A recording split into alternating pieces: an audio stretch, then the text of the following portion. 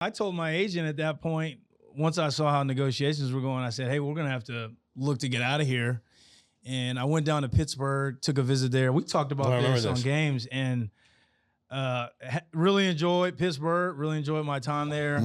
And when I was in the airport on the way back, I got a call from Bill. Happens the same way. And he's like, what's your first memory of New England?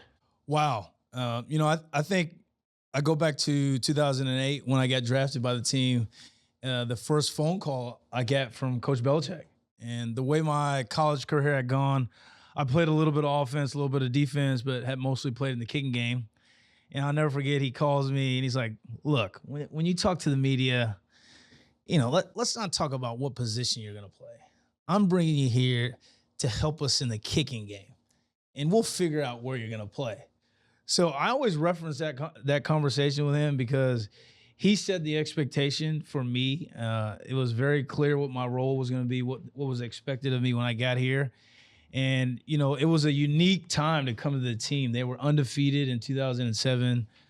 So, sitting in that first team meeting, Bill was like, look, we just went undefeated last year. We don't need any of you guys. So it was humbling. It was typical humbling. Bill. You're just like, all right, I got to come in here. I got to work and put my head down. And I'm going to have to earn everything that comes my way. So what's it like to exceed Coach Belichick's expectations, but also deliver exactly what he told you were going to be? Like literally, he said, we need you in the kicking game, and you came through like no other. You are the kicking game. You are the kicking game. You're the punt game. You're the gunner game. Teamer. You're everything with the special teams. And he told you that from the beginning, and you took it to a whole nother level. What's it like to deliver for someone that drafted you and promised you that you were gonna, be in that role and just exceed it? It meant a lot, Rob. I mean, I think some people criticized the pick when they drafted me in the 5th round because it's like you're drafting a special teams player this high. And, there were a lot of questions about whether or not my dad had connections in New England, and that's how I ended up here, which was not the case at all. So I definitely wanted to show people that Coach made the right decision in placing his faith in me. It meant a lot to me to be able to play for him for 16 years and hopefully do a good job. I assume I did a good job because he kept me around all that time. But yeah, it certainly meant a lot. I think, we grew up in an era where you wanted to please your coach. Like it meant everything as a football player to go out there and get a boy or a good job from your coach. And, I really appreciate Bill for giving me the opportunity that he did. Here's a deep question that you just brought up because you said you stuck around for 16 seasons. Julian, in free agency, you almost left at one time. Myself, I got traded and I told Coach, no, Coach, I'm retiring.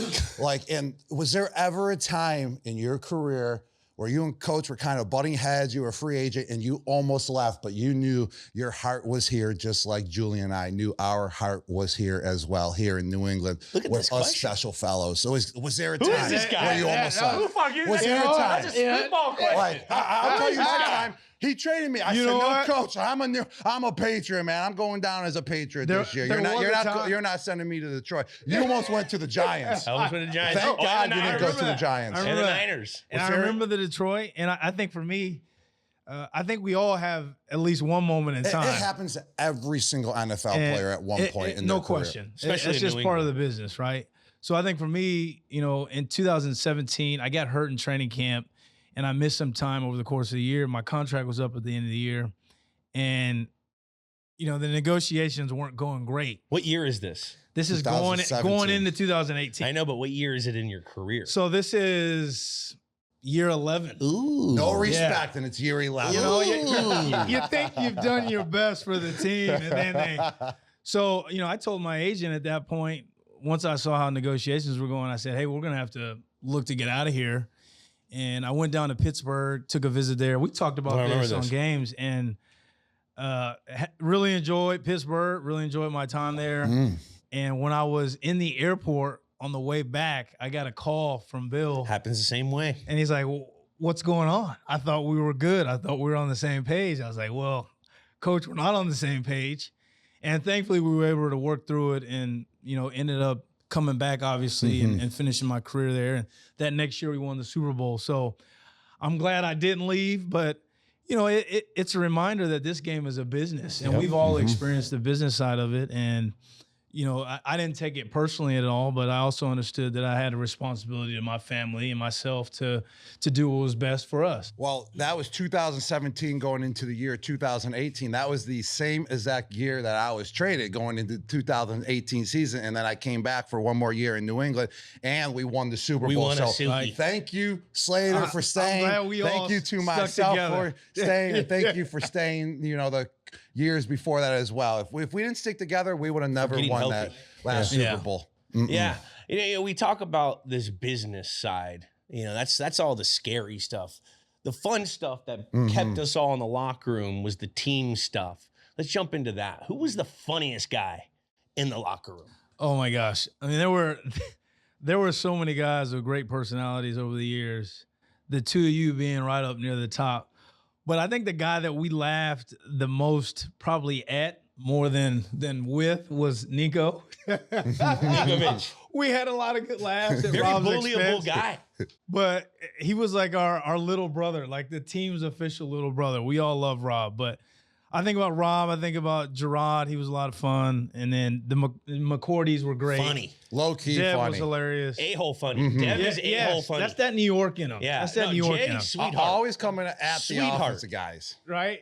But it was, I mean, man, we had so many great guys on that team over those years. It was a lot of fun. One of my favorite was Ventrone, the suburban poet. Rusty Benson. Remember that? Rusty Benson. He was hilarious. Oh my gosh. I have to give Ornberger his Oh flowers. yeah, Ornberger is 100% the And funniest guy. And then we can't forget about Light, the Godfather. Oh my gosh. I mean, this guy got into digital videos back before there was even digital video stuff, making funny videos to give to the team. Remember when he Oh did my the Harry gosh. Carey thing? I mean, it was unbelievable. You know, Light, I mean, we've all heard the stories about Light as a prankster. He had Mike Wojcik, our old strength coach, not talking to me for 2 or 3 months because I helped him with a prank one time. He stole Harold Nash's car, and then I vouched that there was somebody in the parking lot that I saw taking it. So he looped me into that. And then Rich. I mean, the fact that Rich was on IR and Bill brought him down to the Super Bowl in Indianapolis just to entertain the team. Yeah. And I think we all got a taste of that when he was on games. He's the best storyteller I've ever been around. He's just so funny. You can't be around Rich without laughing. That is one thing about Coach Belichick as well, is that even if a player was on IR, but he was a great locker room guy or he was like a bubble guy, Coach Belichick always knew to keep that 1 or 2 guys around in the locker room that gelled the whole entire team. And Rich Unberger being one of those guys, my gosh. making it The best. anyone laugh at any time, The no best. matter what he's doing. If he's just showering, if he's getting ready for practice, if he's in the training room getting taped up, just the way he talks is just hilarious. But Coach Belichick, you got to give him credit in that category for just having that guy in the locker room. Always had a guy. To keep For that sure. team gelled together. Oh, for sure. Another one, Nico Kudavides. Oh, Nico. Oh, classic. Oh, man. We had some characters, man. We really did. Which, goes into another question. Who were the slappies of the locker room? Oh, we had a lot of slappies. I We mean, had a lot of slappies. And lot. I'll put in our category. We were slappies. No doubt. Or me and Slay, you were never a slappy. You were never a slappy. At one You point, were I was never a You a came in the slappy. man. No. At one came point, in- I was 10 a slappy. touchdowns a rookie year. I You was were a never a slappy slappy. my first No. half of No. my rookie year. Never. No. I was For like a slappy 2 days. in For training like 2 camp. days. Yeah. All right, 2 1 days. hour. I want to be a slappy, okay? I know you wanted to be a Alright, slappy. yeah, The but fact then that you can you and only I go used up. to live together is proof that we were slappies. no furniture. And this is before JE11. This was just Jules. This was not Hall of Fame. Julian Hall Edelman. of It wasn't Fame, Hall of Julian Famer. now. Put some It was respect just on his name. Slappy Yeah. who lived at. That's when we really. Payson? That's when we really loved this guy. When Right? it wasn't J Right? E11 And he yet. started changing Yeah. his hair. Didn't have a doing all podcast this yet. beard. Like it's, he changed it up. You know the JE11 came about making fun of Tom? Did it really? the Is that what it TV started? I started it by making a JE11 because remember Tom used to wear his He did. The TV 12 12. hour. I one day just made a JE11 just to make fun of him and then started selling it. And then here we are. And here we are. Profiting off. And now we're at the nut house. I mean, Tom was ahead of the game. He was one of the first ones to kind of like, make a brand with a symbol as well. And who doesn't have that now? Any top player in the NFL has a brand. So if you really look at it, Tom kind of created that, with the TB12 symbol. So he was a genius. He's always ahead of the game. And Jules, years ahead. Hey, great job making fun of him. It caught on. Yeah, turned it into a business. All right. Who was the guy, Slate, that took you under your wing? I mean, the coaching staff, of course, Scotty O'Brien taught you a lot, but who was that player that took you under the wing and taught you what to do out there on the field in the special teams world? Yeah. I mean, look, I was really fortunate to come to the team at a very special time where that old guard was still around and those guys with so much experience, championship experience.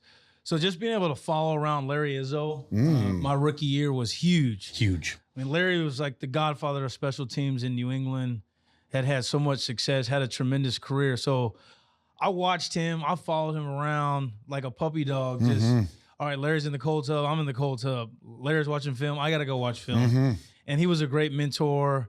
Another guy, not a special teamer, but Benjamin Watson was someone who really showed me how to be a man, showed me how to be a pro. He just one of the best men I've ever known. And then a blast from the past, Sam Aiken. Sam Aiken. Shout out Sammy Aiken. He had the sickest card too. Took me in that thing to hug my back. He'd take me to Providence. He was a special teams captain after Larry.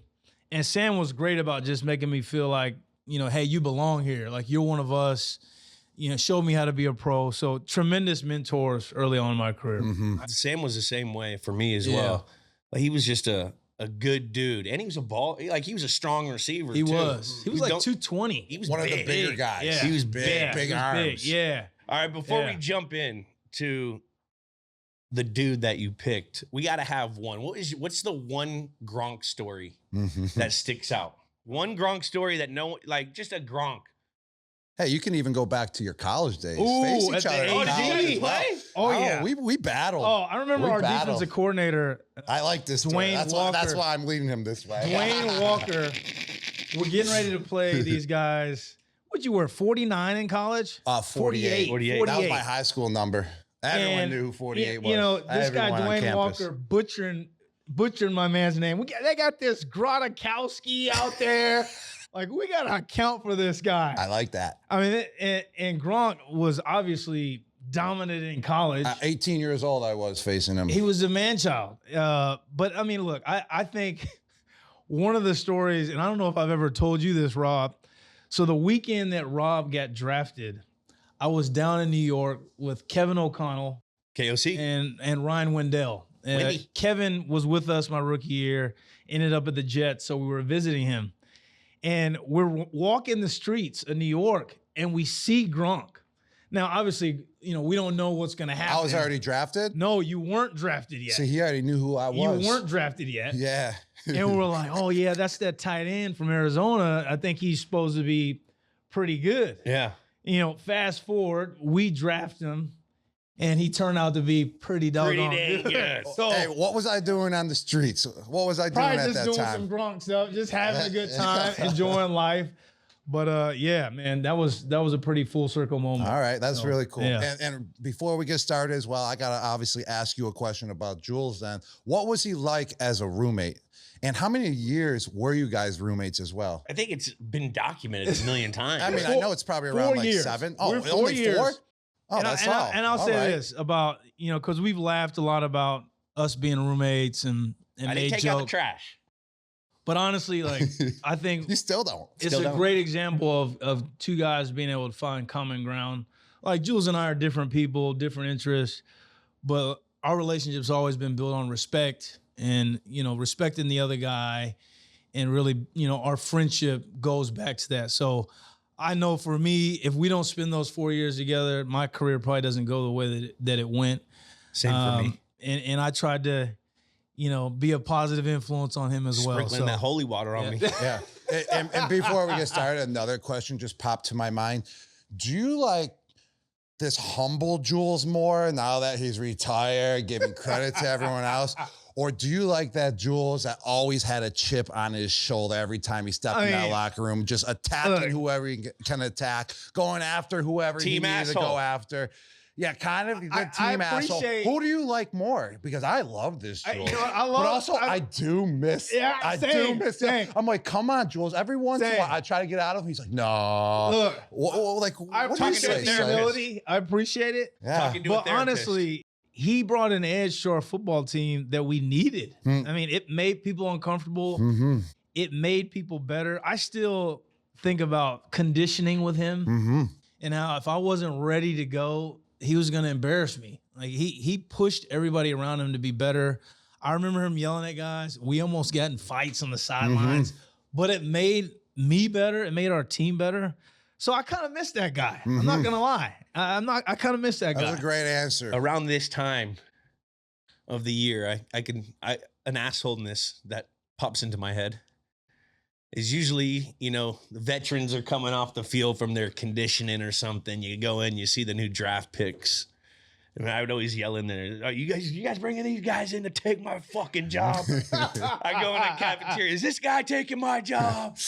But that was the same thing that I heard from Brewski That's right. Mhm. and Yeah. Kevin Falk. Right. It was a standard where like you better bring your A game because it made them work harder, and you wanted to get the best out of them because it was going to get the best out of you. That's right.